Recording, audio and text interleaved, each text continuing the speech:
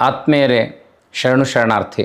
ಜಗತ್ತಿನ ಇತಿಹಾಸದಲ್ಲಿ ಅನೇಕ ಪ್ರವಾದಿಗಳು ಸಾಧು ಸಂತರಾಗಿ ಹೋಗಿದ್ದಾರೆ.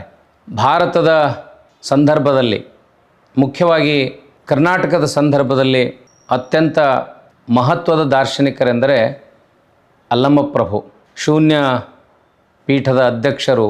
ಹಾಗೆಯೇ ಇಡೀ ದೇಶವನ್ನು ಸಂಚರಿಸಿ ಆಧ್ಯಾತ್ಮ ಲೋಕದ ಅನುಭವದ ಮೇರು ಪರ್ವತವನ್ನೇ ಏರಿದ ಮಹಾಜ್ಞಾನಿ, ವ್ಯೋಮಕಾಯ ಅಂತಲೂ ಗುರುತಿಸಿ ಗೌರವಿಸ್ತಾರೆ. ಆಧ್ಯಾತ್ಮದ ಹಸಿರುವಂತಹ ಪ್ರತಿಯೊಬ್ಬ ಮನುಷ್ಯನಿಗೆ ಬುದ್ಧ, ಅಲ್ಲಮ, 20ನೇ ಶತಮಾನದಲ್ಲಿ ಓಶೋ ನೇರವಾಗಿ ದಿಟ್ಟತನದಿಂದ ವಾಸ್ತವದ ಅಭಿಪ್ರಾಯಗಳನ್ನು ಹೇಳುವುದರ ಮೂಲಕ ಮನುಷ್ಯನಲ್ಲಿರುವ ಅನೇಕ ಗೊಂದಲಗಳನ್ನು ನಿವಾರಿಸ್ತಾರೆ. ಮುಖ್ಯವಾಗಿ ನಾವು ಬದುಕಿನಲ್ಲಿ ಅನೇಕ ಪ್ರಶ್ನೆಗಳು ನಮ್ಮನ್ನು ಕಾಡ್ತವೆ. ನಾನು ಹೇಗೆ ಬಂದೆ? ಇಷ್ಟು ವಿಶಾಲವಾದ ಬ್ರಹ್ಮಾಂಡದಲ್ಲಿ ನನ್ನ ಪಾತ್ರ ಏನು? ಈ ವಿಶಾಲವಾದ ಬ್ರಹ್ಮಾಂಡ ಜಗತ್ತೂ ಕೂಡ ಭೌತಿಕವಾಗಿಯೇ ಇದೆ. ಈ ದೇಹ, ವ್ಯಷ್ಟಿ ದೇಹ ಕೂಡ ಭೌತಿಕವಾಗಿದೆ. ಆದರೆ ಈ ಜಡಸ್ವರೂಪದಲ್ಲಿ ಕಾಣುವಂತಹ ಭೌತಿಕದಲ್ಲಿ ಅಂತರಂಗದಲ್ಲಿ ಏನೋ ಒಂದು ಶಕ್ತಿ ಇದೆ. ಆ ಅಂತರಂಗದ ಮನುಷ್ಯನಲ್ಲಿರುವುದಕ್ಕೆ ನಾವು ಆತ್ಮ ಅಂತ ಕರಿತೇವೆ. ಪ್ರಕೃತಿಯಲ್ಲಿರುವ ಅನೇಕ ಅಂಶಗಳಿಗೆ ಇರುವ ಚಲನಶೀಲತೆಗೆ ಅದರ ಜಂಗಮತ್ವವನ್ನು ಕೂಡ ಗೌರವಿಸ್ತವೆ. ಹಾಗೆ ಅದರ ನಮ್ಮೊಳಗಿರುವಂಥ ಶಕ್ತಿ, ಚೈತನ್ಯ ಅಥವಾ ಬ್ರಹ್ಮಾಂಡದಲ್ಲಿರುವಂಥ ಶಕ್ತಿ, ಚೈತನ್ಯವನ್ನು ಅರ್ಥ ಮಾಡ್ಕೊಳ್ಳೋದು ಹೇಗೆ? ನಮಗದು ಕಣ್ಣಿಗೆ ಕಾಣೋದಿಲ್ಲಲ್ಲ. ಅದಕ್ಕೆ ನಾವು ಕಣ್ಣಿಗೆ ಕಾಣೋದನ್ನು ಫಿಸಿಕ್ಸ್ ಅಂತೀವಿ. ಅಗೋಚರವಾಗಿ ಅನುಭೂತಿಯನ್ನು ನೀಡುವಂಥ ವಸ್ತುವನ್ನು ಮೆಟಾಫಿಸಿಕ್ಸ್ ಅಂತ ಕರಿತೀವಿ.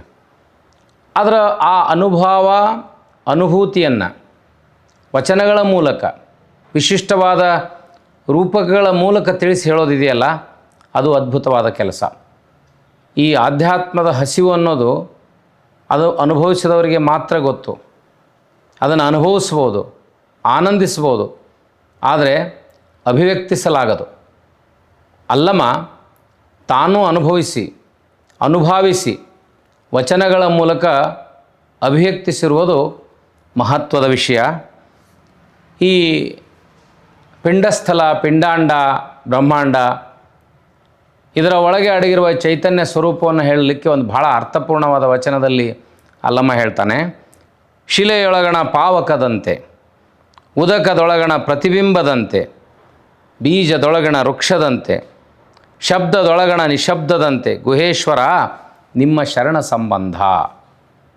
ಎಷ್ಟು ನೋಡಲಿಕ್ಕೆ, ಓದಲಿಕ್ಕೆ ಪುಟ್ಟದಾದ ವಚನ. ಆದರೆ ಇಲ್ಲಿರುವ ಪ್ರತಿಮೆಗಳು, ರೂಪಕಗಳು ನಮ್ಮ ಅನೇಕ ಗೊಂದಲಗಳಿಗೆ ಪರಿಹಾರವನ್ನು ಸೂಚಿಸ್ತವೆ. ಬ್ರಹ್ಮಾಂಡ, ಪಿಂಡಾಂಡದಂಥ ಗಂಭೀರ ವಿಷಯಗಳನ್ನು ನಾವು ಚರ್ಚೆ ಮಾಡ್ತೀವಿ. ಈ ಬ್ರಹ್ಮಾಂಡದಲ್ಲಿರುವ ಪಂಚಮಹಾಭೂತಗಳು ಮನುಷ್ಯನಲ್ಲಿ ಕೂಡ ಅಡಗಿವೆ ಅಂತ ಹೇಳ್ತೀವಿ. ಹೀಗೆ ಸಾಮಾನ್ಯರಿಗೆ ಎಟುಕದ ಇಂಥ ವಿಷಯಗಳನ್ನು ಯಾರಾದರೂ ಮಾತಾಡ್ತಾ ಇದ್ದರೆ ಇದು ಸಾಮಾನ್ಯರಿಗೆ ಅವಶ್ಯಕತೆ ಇದೆಯೇನು ಅಂತ ನಮ್ಗೆ ಅನ್ನಿಸ್ತದೆ. ಆದರೆ ಮನುಷ್ಯನ ಅನುಭವದ ಹಸಿವು, ಆಧ್ಯಾತ್ಮದ ಹಸಿವು ಈ ವಚನದ ಮೂಲಕ ಅದನ್ನು ಅರ್ಥ ಮಾಡ್ತದೆ. ಪ್ರತಿಯೊಂದು ವಿಷಯದಲ್ಲಿ ಶಿಲೆಯೊಳಗೆ ಶಿಲೆ ಇರುತ್ತಲ್ಲ, ಅದರಲ್ಲಿ ಅಗ್ನಿ ಇರ್ತದೆ. ಆದರೆ ಅಗ್ನಿ ಸ್ವರೂಪವೇ ಬೇರೆ, ಶಿಲೆಯ ಸ್ವರೂಪವೇ ಬೇರೆ. ಅಗ್ನಿಯ ಪ್ರತಿರೂಪವೇ ಬೇರೆ, ಶಿಲೆಯೇ ಬೇರೆ. ಆ ಶಿಲೆ ಕಲ್ಲಿನಲ್ಲಿ ಒಳಗೆ ಅಗ್ನಿ ಅಡಗಿರ್ತದೆ, ಆದರೆ ಅದು ಕಾಣಿಸಂಗಿಲ್ಲ. ಅದು ಘರ್ಷಣೆಯಾದಾಗ ಕಾಣಿಸ್ತದೆ. ವ್ಯಕ್ತಿಯ ದೇಹದಲ್ಲಿ ಚೈತನ್ಯ ಇರ್ತದೆ, ಅದಕ್ಕೆ ಚಲನಶೀಲ ಶಕ್ತಿಯನ್ನು ಕೊಟ್ಟಾಗ ಅದು ಅಗ್ನಿಯಂತೆ ಪ್ರಜ್ವಲಿಸ್ತದೆ, ಇಲ್ಲದ್ರೆ ಅದು ಶಿಲೆಯಂತೆ ಜಡ. ಹಾಗೆ ಉದಕದೊಳಗಣ ಪ್ರತಿಬಿಂಬದಂತೆ, ನಾನು ನೀರಿನಲ್ಲಿ ನೋಡಿದಾಗ ನನ್ನ ನೆರಳಲ್ಲಿ ಕಾಣಿಸ್ತದೆ, ನನ್ನ ಪ್ರತಿಬಿಂಬವೇ ಕಾಣಿಸ್ತದೆ. ಈ ದೇಹಕ್ಕೆ ಬೇರೆ ಏನಾದರೂ ಲೋಪದೋಷಗಳು ಅಂಟ್ಕೋಬೋದು, ಆದರೆ ನೀರಿನಲ್ಲಿರುವಂತಹ ಲೋಪದೋಷಗಳು ಪ್ರತಿಬಿಂಬಕ್ಕೆ ಅಂಟೋದಿಲ್ಲ. ಅದನ್ನೇ ಆಧ್ಯಾತ್ಮ ಭಾಷೆಯಲ್ಲಿ ಬಾಡಿ ಆ್ಯಂಡ್ ಎಸ್ಟ್ರಲ್ ಬಾಡಿ ಅಂತಲೂ ಕರೀತಾರೆ. ಗೋಚರವಾಗಿರುವಂಥ ದೇಹ, ಅಗೋಚರವಾಗಿರುವಂಥ ದೇಹ. ಇದು ನಾನು ಗೋಚರವಾಗಿರುವಂಥದ್ದು, ನೀರಿನಲ್ಲಿ ಕಾಣೋದು ಬರೀ ನೆರಳು, ಶ್ಯಾಡೋ, ಪ್ರತಿಬಿಂಬ ಅಷ್ಟೇ. ಆದರೆ ಬೀಜ ಇರುತ್ತೆ. ಬೀಜ ಅಂತ ಕರೆದ್ರೆ ಅದು ಬರೀ ಬೀಜ ಅಲ್ಲ, ಅದು ಬಿತ್ತಿ ಫಲವತ್ತಾದ ಮಣ್ಣಿನಲ್ಲಿ ಬೆಳೆದಾಗ ಬೃಹದಾಕಾರವಾಗಿರುವ ಒಂದು ಮರ ಇರುತ್ತೆ. ಬೀಜದೊಳಗೆ ಬೀಜ ಅಂತ ಅನ್ನೋಕ್ಕಾಗಲ್ಲ, ಬೀಜದೊಳಗೆ ಒಂದು ದೊಡ್ಡ ಮರನೇ ಇದೆ. ಹಾಗಂತ ಬೀಜ ನಮಗೆ ಬೃಹತ್ತಾಗಿರುವಂಥ ಮರದ ಹಾಗೆ ಗೋಚರವಾಗುವುದಿಲ್ಲ. ಶಬ್ದದೊಳಗೆ ನಿಶಬ್ದವಿದೆ. ಶಬ್ದ ಕೇಳಿಸ್ತದೆ, ಆದರೆ ಶಬ್ದದ ಉತ್ಪತ್ತಿ ಆಗಿರೋದೇ ನಿಶಬ್ದದಿಂದ. ನೀನು ನಿಶಬ್ದನಾಗದ ಹೊರತು ನಿಮ್ಮಲ್ಲಿ ಶಬ್ದದ ಉತ್ಪತ್ತಿ ಆಗಲಿಕ್ಕೆ ಸಾಧ್ಯ ಇಲ್ಲ. ಹೀಗೆ ಅಪ್ರತಿಮವಾಗಿರುವ ಪದಗಳ ಮೂಲಕ ಬದುಕಿನ ಬೌದ್ಧಿಕ ಅನುಭಾವಿಕ ಅಂಶಗಳನ್ನು ಕಟ್ಟಿಕೊಡುವ ಅದ್ಭುತವಾದ ಶಕ್ತಿ ವಚನಕಾರರಿಗಿದೆ. ಮುಖ್ಯವಾಗಿ ಅಲ್ಲಮ ಮಹಾಜ್ಞಾನಿ. ಅಲ್ಲಮ ಎಲ್ಲವನ್ನೂ ಅಲ್ಲ ಎಂದವನು, ಅಲ್ಲ ಎಂದ ಮಹಾತ್ಮ.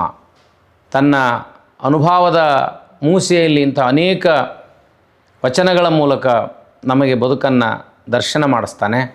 ಅಂತಹ ಬದುಕನ್ನು ದರ್ಶನ ಮಾಡುವಂಥ ಅಲ್ಲಮ ನಮಗೆ ಅಂತರಂಗದ ಪ್ರವೇಶದ ಮಾರ್ಗವನ್ನು ತಿಳಿಸ್ಕೊಡ್ತಾನೆ.